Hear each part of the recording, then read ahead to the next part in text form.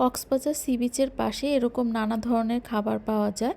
কিছু ফলমূল তো আসলে কমন থাকে, যেমন আমের সময় আম, আনারস, পেয়ারা। তবে কিছু ফলমূল আবার একটু আনকমন থাকে, যেমন এই গোল গোল যে ফলগুলো, এগুলোকে আমরা প্যাশন ফ্রুট বলি, কিন্তু কক্সবাজারে ওনারা আবার এটাকে আনারকলি বলছিল।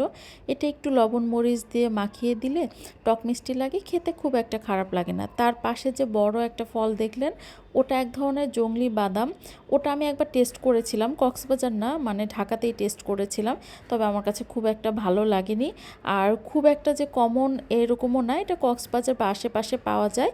আর এদিকে দেখেন কক্সবাজার বিচে এত মানুষ ছিল আমরা যখন গিয়েছিলাম, আর প্রচণ্ড গরম ছিল। এত গরমের ভিতরে বিচে এত বেশি গরম লাগে, বসেও থাকা যায় না, আবার মানে করবে একটা এনজয় করা যায় না।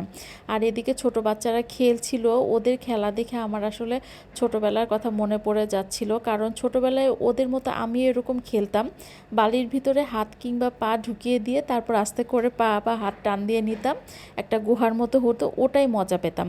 আর দেখেন কি পরিমাণ রোদ উঠেছে এদিকে, আর বসার জায়গাগুলো সম্পূর্ণ ফিল আপ ছিল। অনেক কষ্ট করে আমরা কিছু বসার জায়গা পেয়েছিলাম, তার মধ্যে সিটগুলো এত গরম হয়ে গিয়েছিল যে বসবো ওটারও ভালো লাগছিল না।